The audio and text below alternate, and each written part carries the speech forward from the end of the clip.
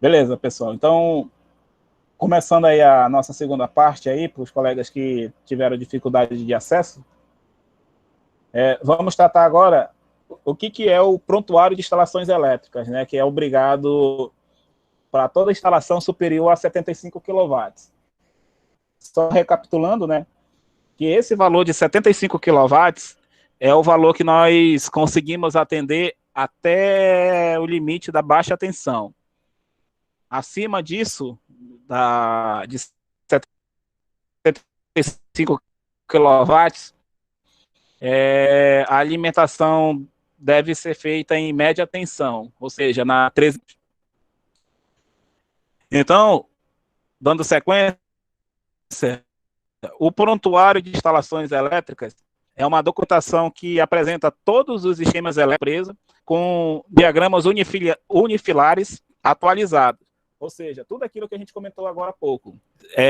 A NR10 ela exige que toda empresa tenha os seus diagramas, os seus painéis condizentes com o que está em campo, de modo que qualquer pessoa que trabalhe na instalação elétrica pegue esse diagrama, leia e veja que aquilo que está no diagrama é aquilo que está efetivamente no campo. Eu até comentei agora há pouco que isso daí é um item um pouco difícil de nós conseguirmos manter, porque sempre uma hora ou outra um eletricista pode fazer a modificação do painel elétrico e não ter essa anotação que fica na área de instalações elétricas. Procedimentos, instruções técnicas e administrativas de segurança e saúde e descrições das medidas de controle existente. Pode falar aí, colega? Não, só queria lhe perguntar se a obrigação dos esquemas unifilares lá também é exigido pela NR12, ele se encaixa na NR12 também?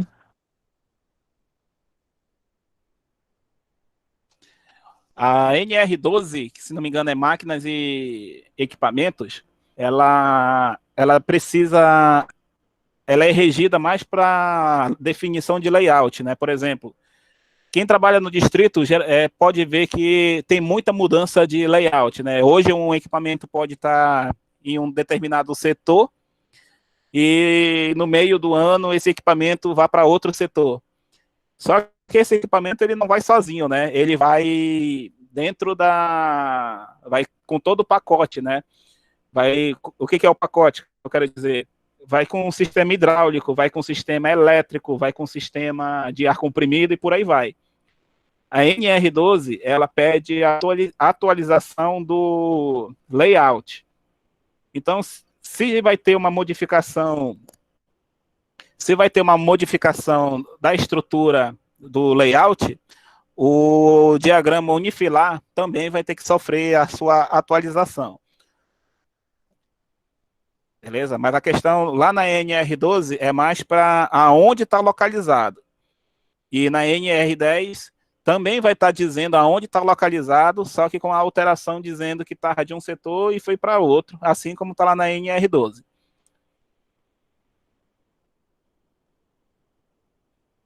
Então, o que vem ser esses procedimentos? Tudo aquilo que você faz dentro da empresa, ela tem que ter um procedimento ou uma instrução. Então, vamos com uma situação bem simples. Uma troca de lâmpada dentro da empresa. Então, se você vai trocar essa lâmpada na empresa, o procedimento vai no almoxarifado, desliga o disjuntor, bloqueia o disjuntor, utiliza a escada, e com todo um passo a passo de como você tem que fazer a troca dessa lâmpada. E tudo isso daí, esse exemplo simples de troca de lâmpada, também é aplicado para as outras coisas que você faz dentro da empresa. E que tipo de medida de controle? Por exemplo, se você vai trocar um motor, você não vai carregar esse motor na mão. Então, você tem que utilizar ferramentas que tipo de ferramenta, se você vai usar cinta, se você vai usar ponte rolante, empilhadeira. Então, aí se inclui nas questões administrativas.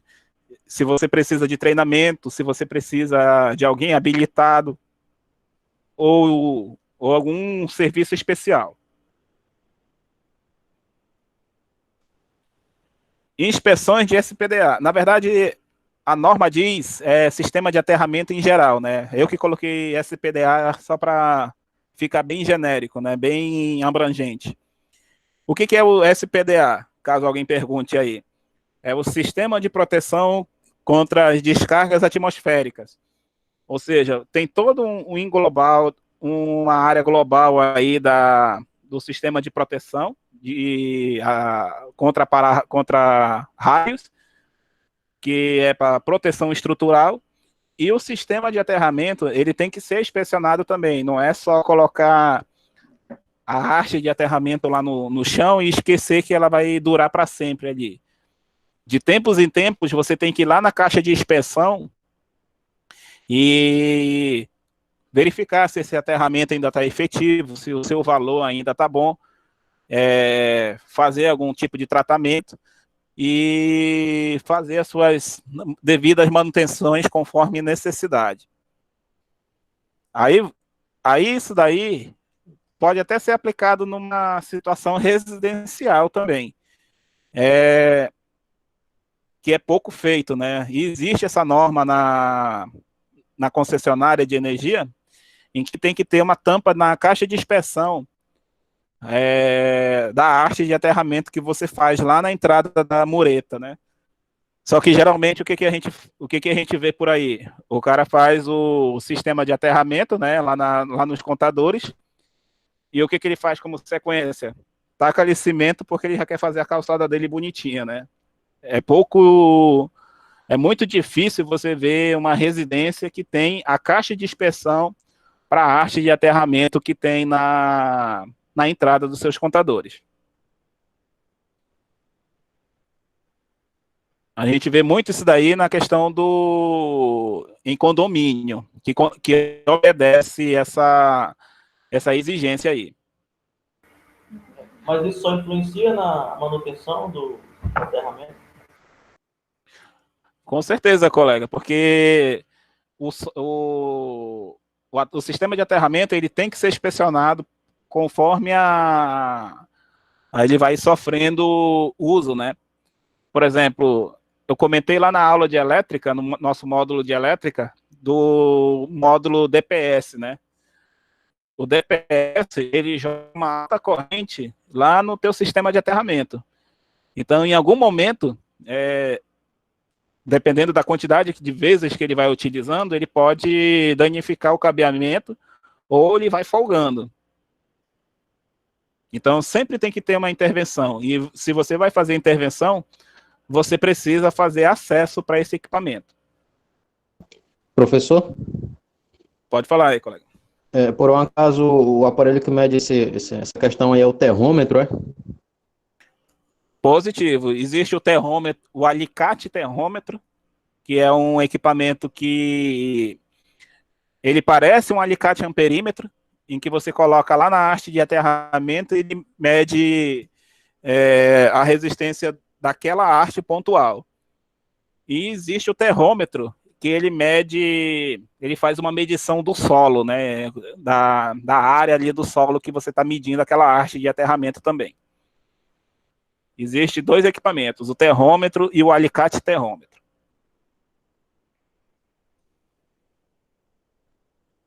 Dentro do prontuário também tem que ter os equipamentos de proteção coletiva e os equipamentos de proteção individual a serem utilizados no setor elétrico, né? Então, todos esses equipamentos que você vai utilizar tem que estar listado dentro do prontuário de instalações elétricas. Então, quem trabalha com eletricidade tem que ter uma luva de borracha, por exemplo. Então, lá no prontuário, tem que estar identificado qual é essa luva de borracha, de quanto em quanto tempo essa luva de borracha ela é ensaiada, quando foi o último ensaio dessa luva de borracha.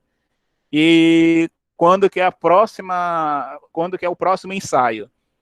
Então, dentro do prontuário tem que ter essas informações também. Documentação de qualificado, habilitado, capacitado e autorizado. Isso daí eu vou tratar aí mais profundamente durante essa semana ainda, ou amanhã ou quarta-feira. Mas o qualificado, só para a gente adiantar aí, documentação de qualificado é a pessoa que fez um curso técnico ou fez um curso de nível superior ou tecnólogo. Ou seja, todas as pessoas que fazem algum tipo de curso para a área elétrica. O habilitado, antes de eu falar o habilitado, quando você termina o curso técnico, ou a engenharia, ou a tecnologia, qualquer um desses níveis superior, vocês sabiam que não pode fazer nenhum tipo de trabalho para ninguém, mesmo você tendo curso técnico apenas? Quem é que já sabia disso? Por exemplo, você fez o curso que nem vocês. Vocês estão fazendo o curso técnico em eletrotécnica. Quando vocês terminarem o curso, pela NR10, vocês não podem fazer nenhum tipo de serviço para ninguém, nem para a empresa e nem para pessoa física, porque vocês são apenas considerados qualificados. Vocês só vão poder fazer serviço para a empresa ou para pessoa física quando vocês estiverem habilitados. O que é o habilitado? Tem um registro no Conselho dos Técnicos hoje, né, que existe o Conselho dos Técnicos, ou quando vocês pensarem aí futuramente, for fazer engenharia, tecnologia, algum curso superior, tiver o registro no CREA.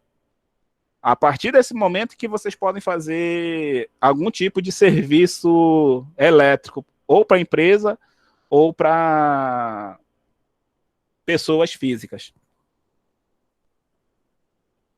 Esse aí é o habilitado.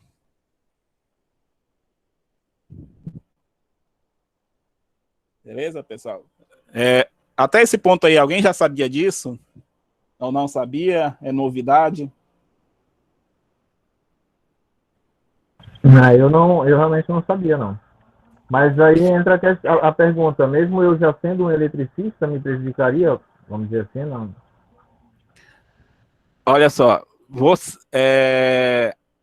eu vou te fazer a pergunta igual um auditor de empresa.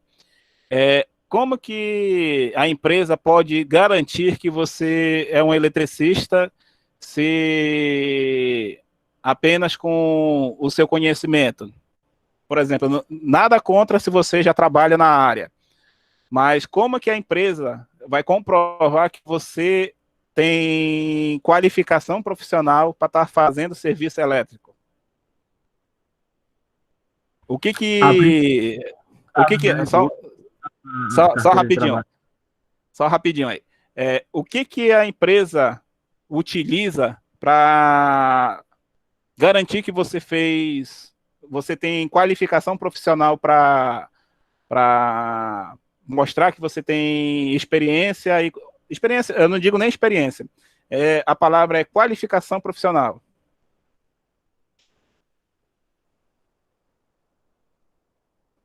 Pois a princípio, os meus certificados de curso e a minha carteira de trabalho com comprovação de experiência, né? Positivo. Aí eu te pergunto, quais são os cursos que você tem hoje?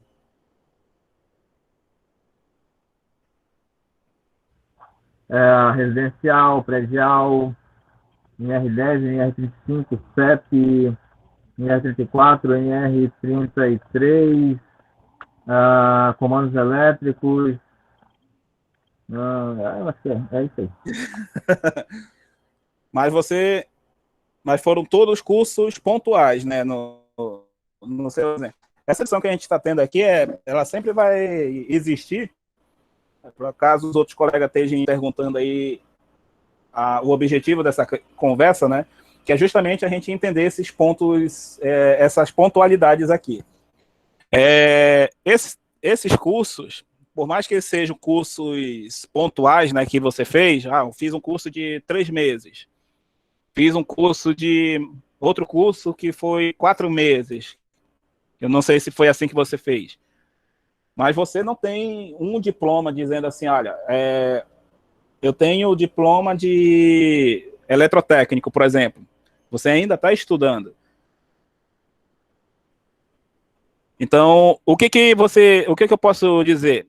É que por mais que você tenha esses cursos, você não tem um registro no Conselho dos Técnicos, ou um registro no Conselho dos Engenheiros, que seria o curso superior.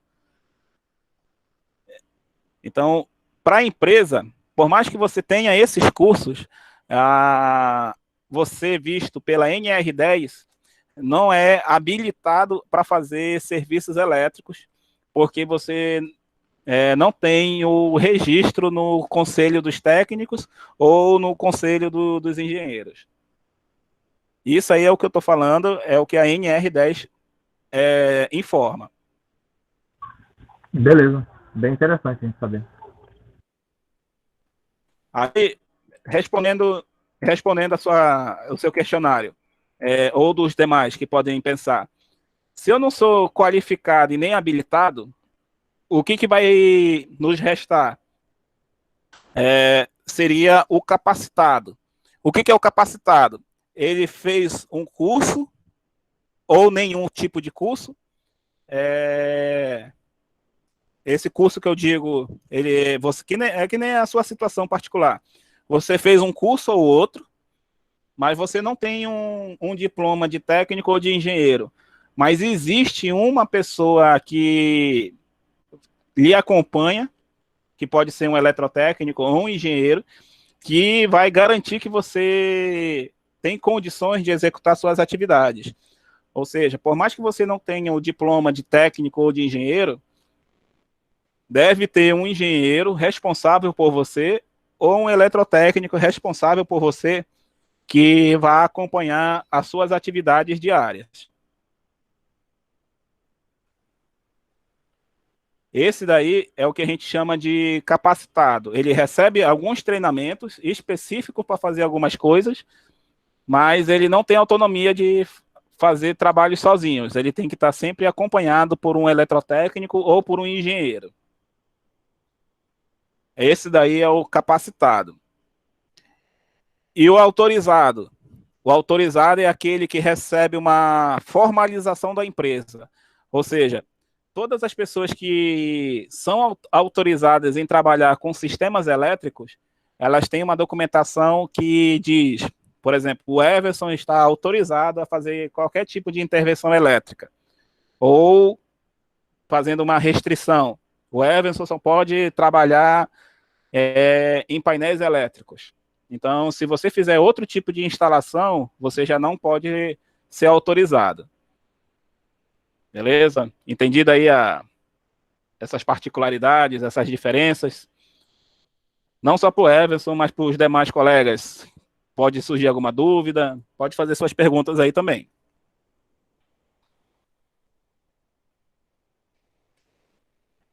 Então, só recapitulando, enquanto alguém pode fazer a pergunta.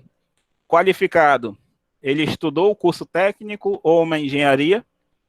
O habilitado, depois que ele terminou a engenharia ou o curso técnico, ele fez o registro no Conselho dos Técnicos ou no CREA. O capacitado, ou ele não fez nenhum curso, ou se ele fez algum curso, foram cursos pontuais, porém ele não vai trabalhar sozinho, ele vai trabalhar sempre com alguém habilitado, ou seja, sempre vai estar sendo supervisionado ou por um eletrotécnico ou por um engenheiro. E o autorizado é aquele que recebe autorização formal da empresa dizendo que aquela pessoa tem total autonomia para trabalhar em qualquer setor elétrico dentro da empresa ou vai trabalhar restrito pequenos setores da empresa. Beleza? Esse assunto aqui é praticamente uma aula quase inteira só sobre essa citação dessas 4 definições. Isso daí é o item 10.8 que a gente vai tratar ainda mais para frente. Quem trabalha em área classificada, vocês sabem o que é área classificada? Alguém tem ideia?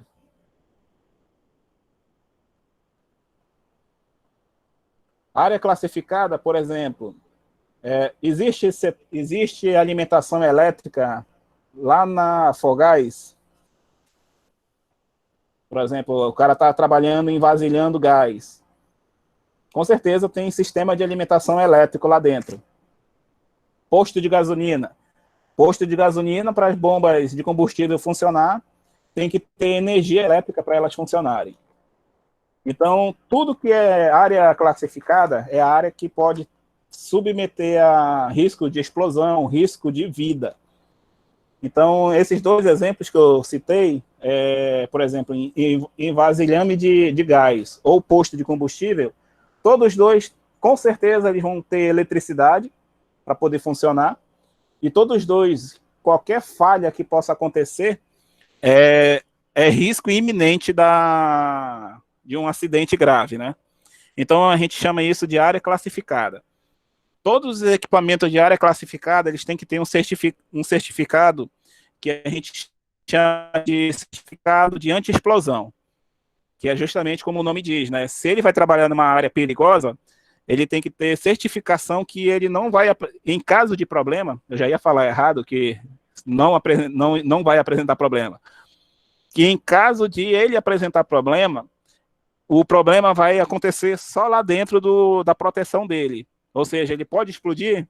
Pode explodir. Mas a cápsula dele tem que absorver toda essa explosão e ela não pode ser externalizada.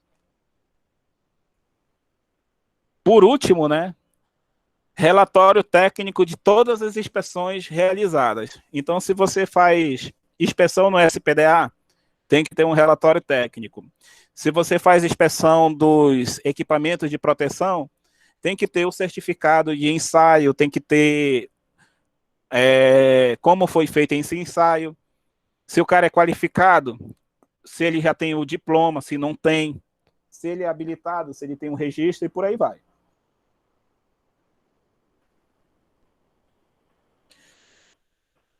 E se a empresa for do setor elétrico de potência, o que vem ser?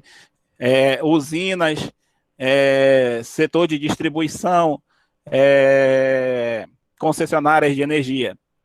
Além de tudo isso aí que eu já mostrei no item anterior, né, que é o 2.4, né, da NR10, ele ainda tem que apresentar os seguintes itens: descrição dos procedimentos para emergência, ou seja, aconteceu alguma coisa que fugiu do controle, que tipo de procedimentos eu tenho que fazer? Se teve algum acidente com pessoas, que procedimentos eu vou fazer? E o certificado dos equipamentos de proteção coletiva e individual. Isso daí já envolve o que a gente chama de CA. Ou seja, você tem que utilizar EPIs ou EPC com certificação desse equipamento. E a questão da descrição dos procedimentos de emergência está envolvido aí com questão de brigada de incêndio. Porque geralmente a equipe de brigada de incêndio que ela tem esses procedimentos de emergência, em caso de fogo, em caso de alguém se acidentar. Beleza, pessoal? Alguma pergunta até aqui? Alguma dúvida?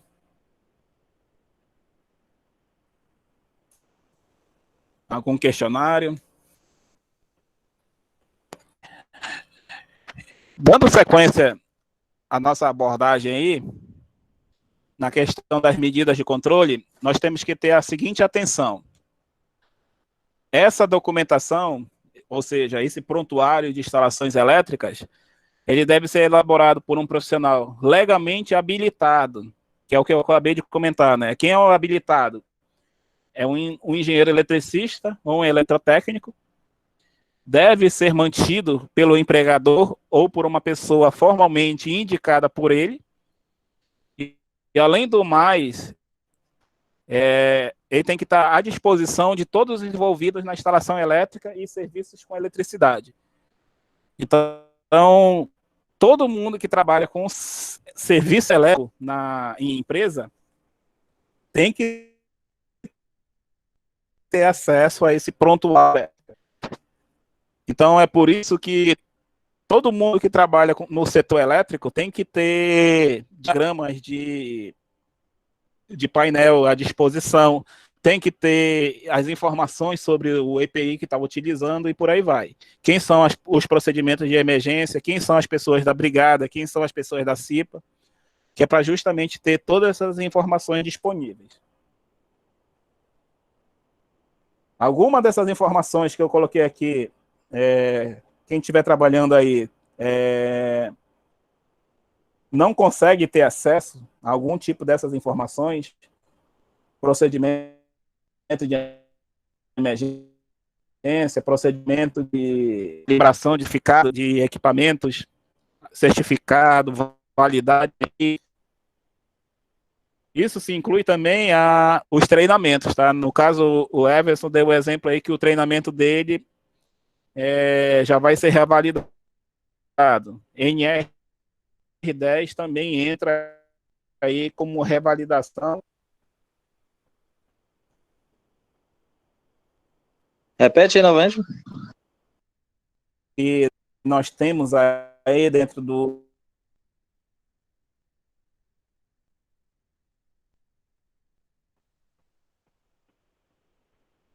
essa parte aqui que você quer que eu repita?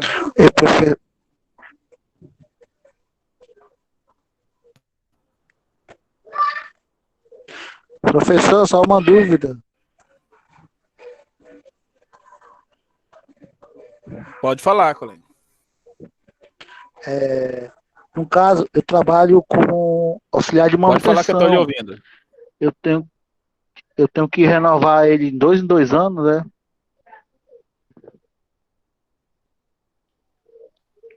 NR10 tem que ser de 2 em 2 anos.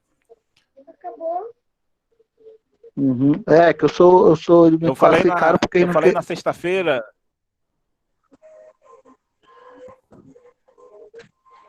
Aí a empresa que tem que pagar, ou eu tenho que chegar com o meu chefe e explicar para ele, porque ele é meio leigo nessa parte. Aí então, as minhas já estão vencidas, a minha autorização. Aí só que eu mexo com um pouco de tudo, né? Eu sou que nem um artífico dentro do condomínio, só que eles quiseram me classificar como manutenção.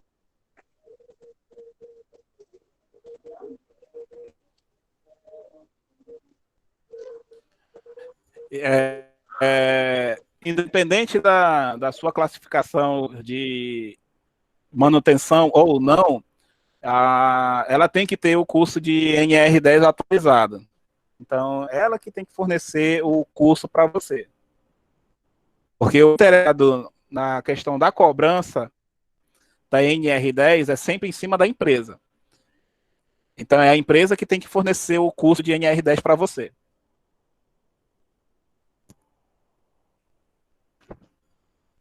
Ok? Para entrar na empresa, caso vocês... Alguém não tenha...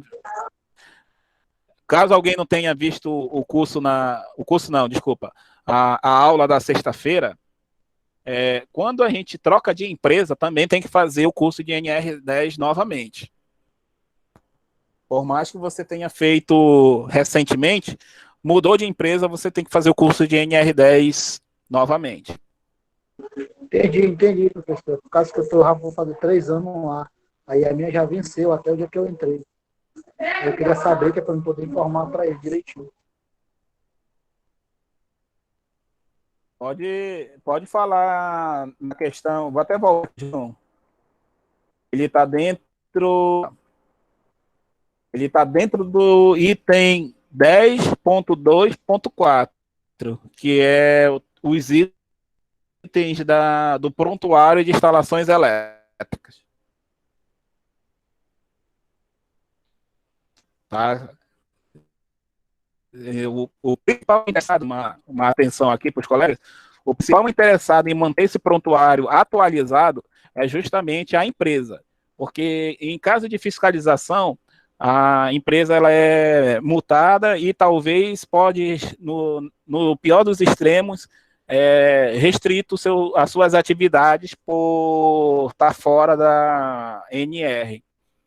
Lembrando que a NR, né, ela é uma portaria do Ministério do Trabalho e Emprego. Então, foi lei para poder parar as atividades de uma empresa.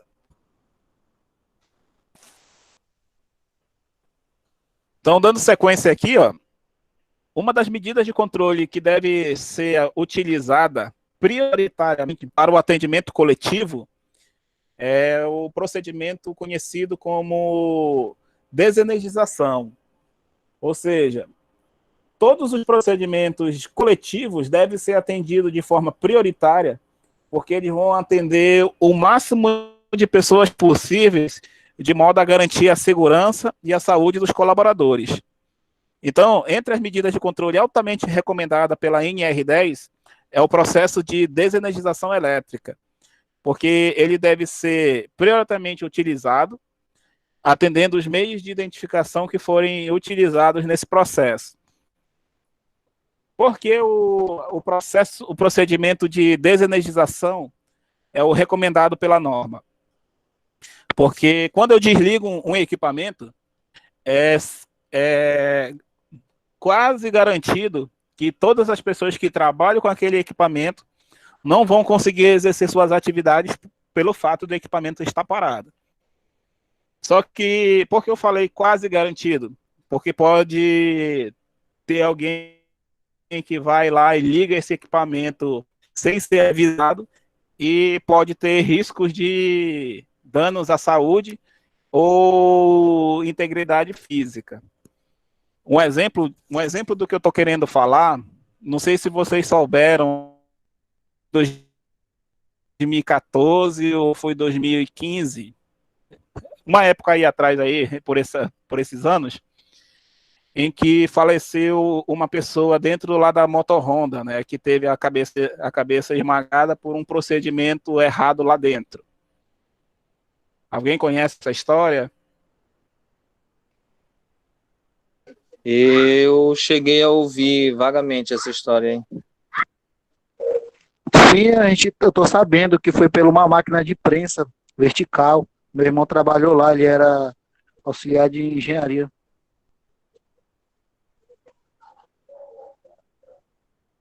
Positivo.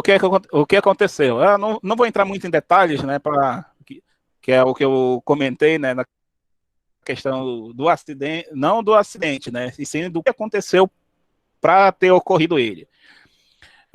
A máquina foi desligada, né, para fazer manutenção. Enquanto o colaborador estava trabalhando na máquina, veio uma outra pessoa e ligou a máquina de novo ou fez um procedimento inadequado em que a prensa acabou funcionando e acabou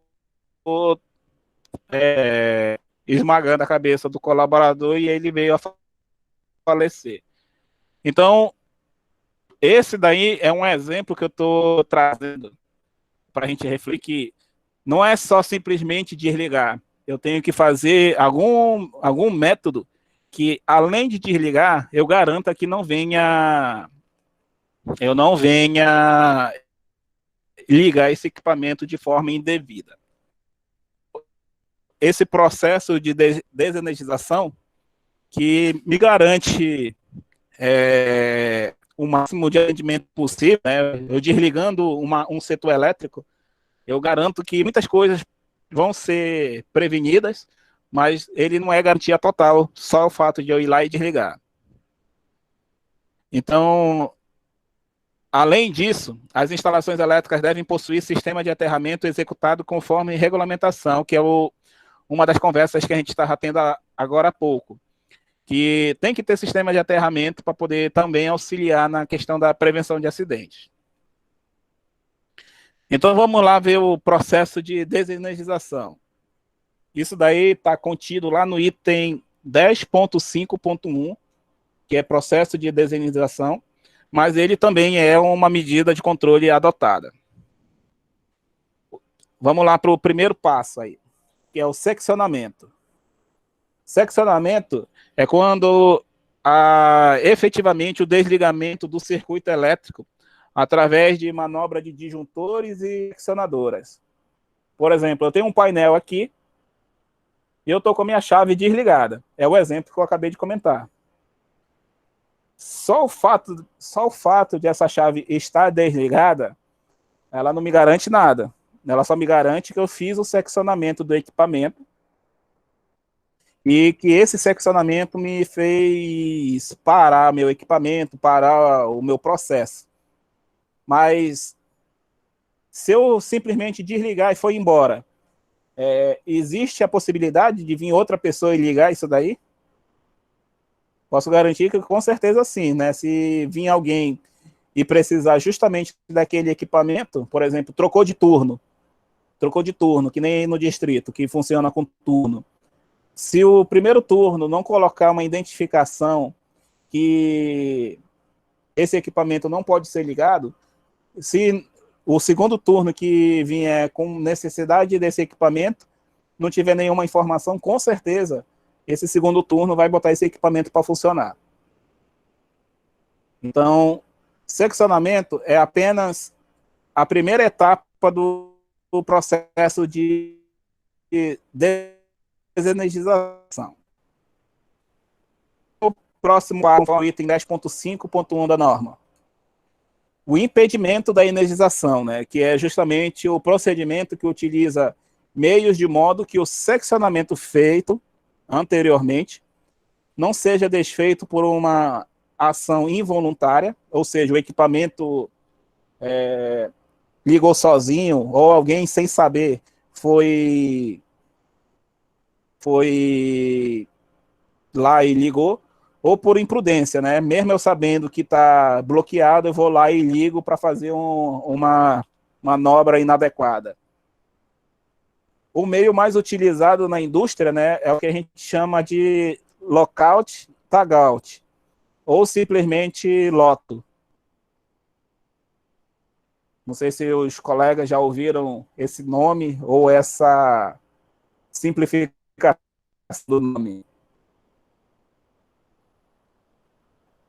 Por que o lockout, tagout é o mais utilizado? Lockout quer dizer que quando eu desligo o meu equipamento, eu vou bloquear. Por exemplo, essa chave ela está desligada e possui um método de travamento, né? Eu coloco um cadeado ou coloco um dispositivo para vários cadeados. E o tagout significa que eu vou identificar que esse equipamento não pode ser religado. E o que significa essas várias cores, né? Que eu coloquei aí nesse exemplo. Cada cor representa um setor que está trabalhando com esse equipamento. Então, vamos dizer que a mecânica está trabalhando, está utilizando o cadeado azul. Então, quando eu olho isso daí, eu sei que tem um mecânico trabalhando no equipamento. Vamos dizer que o vermelho seja da elétrica. Então, eu vou garantir que tem um eletricista trabalhando nesse equipamento. E vamos dizer que o cadeado amarelo seja da operação. Ou seja, um operador foi lá e bloqueou esse equipamento. Ou seja, o último cara que vai tirar o cadeado daí vai ser o operador. Porque ele tem que acompanhar o mecânico e o eletricista para saber se eles terminaram o serviço deles ou não. Isso daí é muito utilizado na Reman, lá na usina termoelétrica que eu trabalho. Nós utilizamos esse processo.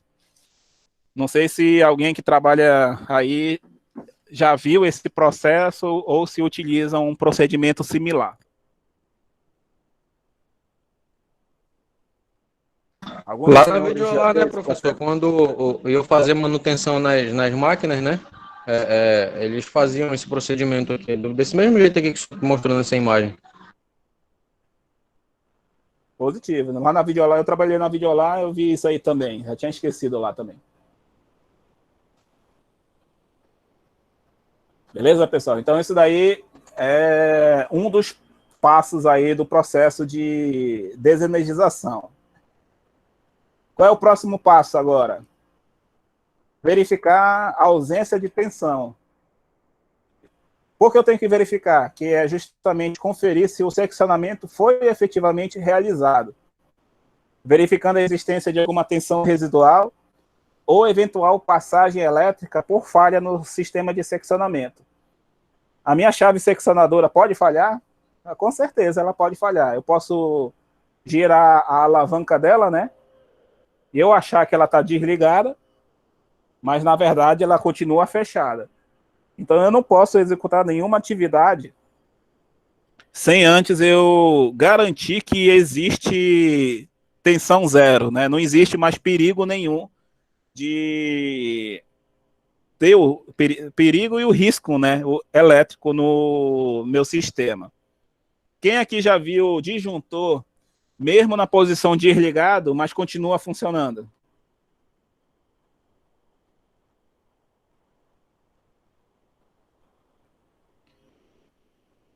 Alguém já viu essa situação?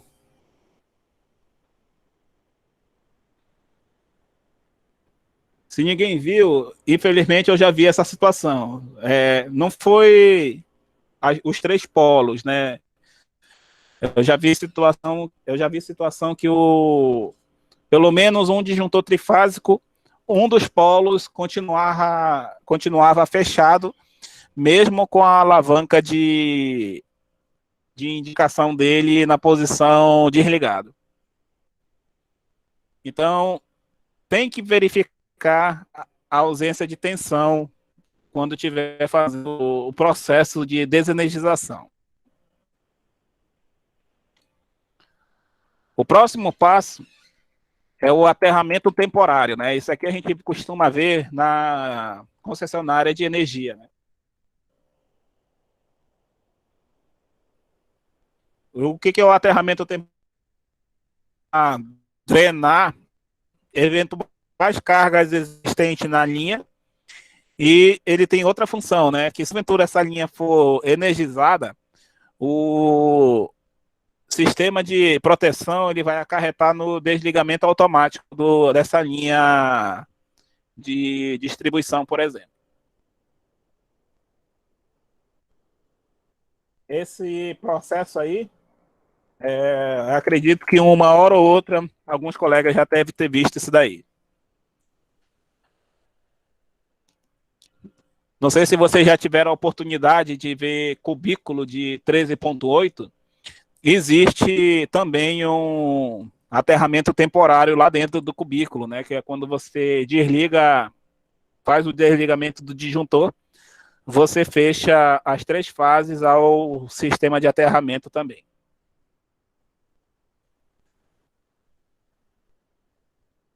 Próximo passo, proteção dos elementos energizados existentes na zona controlada.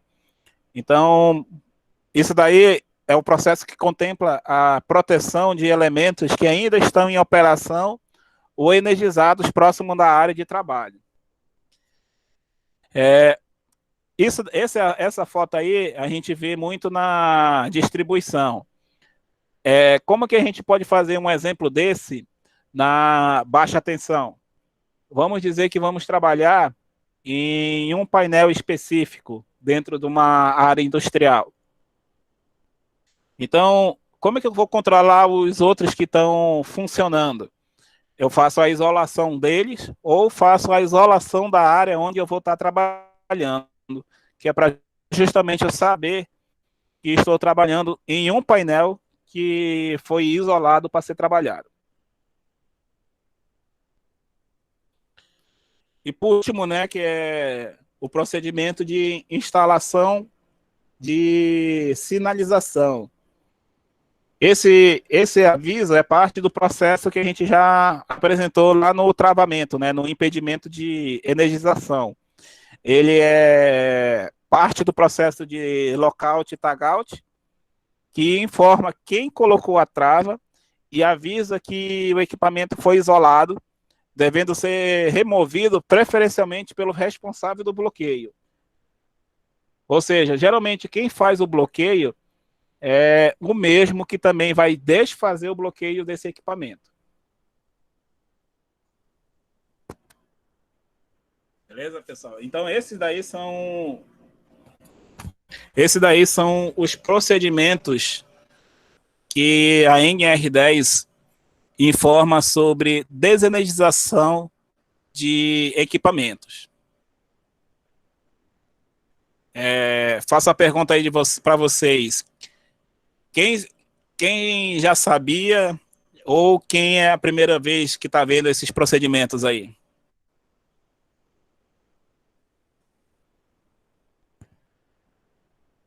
Ou quem pratica algum desses processos? Primeira vez. Eu já tinha visto no YouTube, já tinha pego umas aulas no YouTube sobre NR10. Mas não muito Isso profundo. aí tem muito na Honda e nessas empresas componentes. Boa.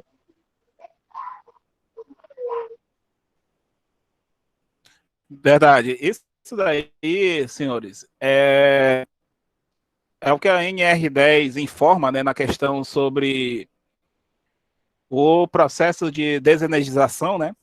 Conforme eu comentei, aquele acidente lá da Honda, que comentei agora há pouco, ele poderia ter sido evitado, né, se todos esses procedimentos tivessem sido feitos, né? Equipamento desligado, bloqueado, identificado, que não podia ser operado, ter sido feito acompanhamento por outra pessoa, né, que com certeza para esse acidente ter ocorrido, ou podia estar trabalhando sozinho ou trabalhando com pessoa que não tivesse experiência. Então, todas essas situações são situações que nós vamos pensar como fazer e como trabalhar. Isso daí também remete à ação de nos levar a refletir se o jeito que nós estamos trabalhando é o correto também, né? Porque muitas vezes a gente pensa só no nossa segurança. Eu estou usando luva, estou trabalhando aqui de forma segura. Mas você não está 24 horas dentro da empresa. Então você também tem que pensar nos demais colegas que ainda vão trabalhar no mesmo equipamento que você está trabalhando.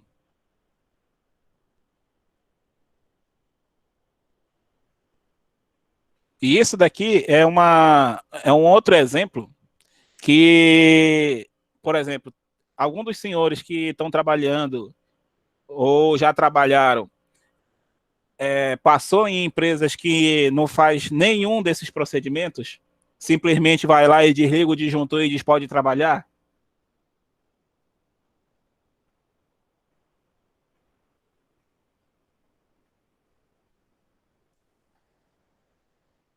Esse daí é o exemplo que eu trago para vocês pensarem, que é justamente porque se nós adotamos essa medida, né, simplesmente só desliga um disjuntor em um painel e vai trabalhar no motor elétrico. E nenhuma dessas ações pode ficar restrito só àquela pessoa que está trabalhando ou àquele grupo. Todo o grupo tem que ter ciência que em algum momento vai haver outras pessoas trabalhando aí no setor.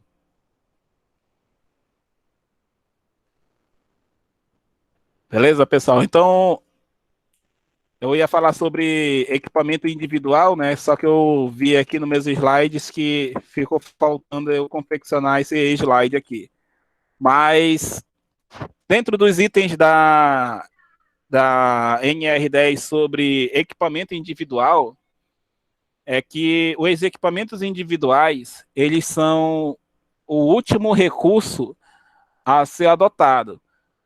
Então, vamos dizer que a gente fez todo esse procedimento de desligar, de desenergização, mas mesmo assim você pode precaver o colaborador para algum outro risco que esteja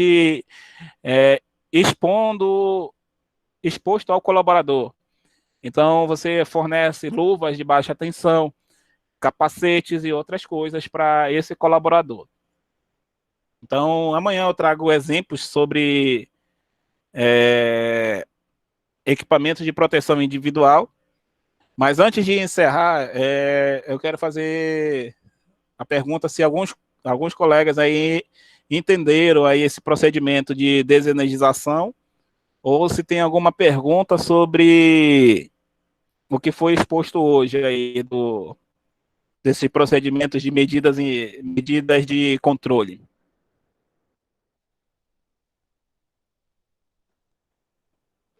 Eu entendi, professor. Para mim está tudo certo. Beleza, então, porque esses procedimentos de desenergização, eles vão ser abordados não só agora, né? Estou passando essa informação para vocês, né? Mas isso daí não pode ficar só restrito hoje, né? Eu estou vendo hoje essa informação, mas essa informação ela tem que ser levada em toda a nossa carreira profissional. Porque devemos lembrar, né, que em uma hora ou outra nós podemos cometer erros, e os nossos colegas que estão trabalhando conosco, nós também cometem erros, né? Então, qual é a dica principal? Verificar sempre se esses procedimentos foram feitos, se o procedimento de seccionamento foi feito, se o equipamento está bloqueado, se foi identificado, se todos sabem o que está sendo feito. Isso daí pode levar algum tempo na execução do trabalho, mas é melhor você perder, na verdade é o que a gente chama perder para ganhar, né? Você perde esse tempo adotando essas medidas de controle, mas você garante que o trabalho que você vai fazer vai ser feito de forma segura. O Gleidson perguntou aqui se tem como mandar em PDF. Sim, eu vou mandar assim que finalizar esses slides em PDF. Só lembrando, senhores, que todos os itens que eu estou falando aqui, eles estão identificados nos slides, né? 10.2, 10.3 e por aí vai. Eu recomendo que os senhores leiam esses pontos que está na NR10 e que a gente sempre continue lendo a norma, porque um dos pontos que a norma diz é sempre se manter atualizado sobre ela mesmo. Então, até dúvidas que a gente pode ter hoje, seja simplesmente porque a gente nem leu a norma, e a norma está trazendo todas essas informações que está à disposição de qualquer pessoa. E é claro que a gente está aqui para justamente fazer essa formação de NR10 e tirar as dúvidas que eventualmente surjam. Beleza, pessoal? Então, hoje a gente tratou sobre medidas de controle. Pedir para vocês lerem sobre análise de risco, né? Técnicas de análise de risco, em que amanhã a gente vai fazer um exercício que eu vou mostrar uma situação e é que a gente vai debater como que essa situação pode ser melhorada de forma a evitar que aquele risco seja alto, e também que essa situação não venha a acarretar em um acidente de trabalho. Que isso daí, só para eu finalizar já, é uma coisa que a gente tem que fazer todos os dias, né? Analisar, chegar no nosso ambiente de trabalho, analisar o que a gente vai fazer e analisar quais são as medidas de segurança que nós devemos adotar. Beleza, senhores? Mais alguma dúvida? Mais algum questionamento? Podem ficar à vontade para perguntar aí de mim.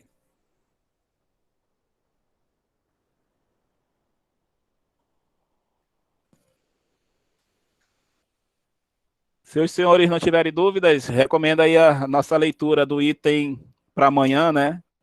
O item 10.4, que fala sobre segurança em projetos, E vamos falar sobre os procedimentos de energização também.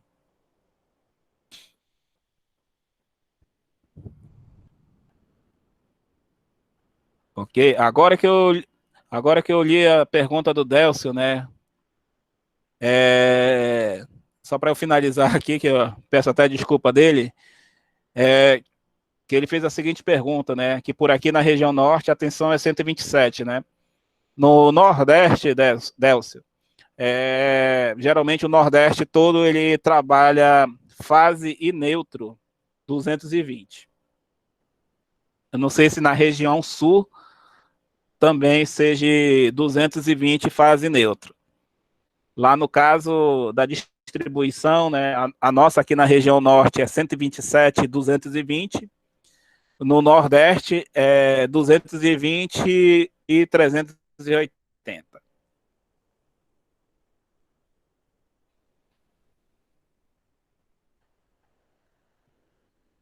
Então, respondida aí a pergunta do Délcio, eu não estou vendo mais nenhuma outra pergunta.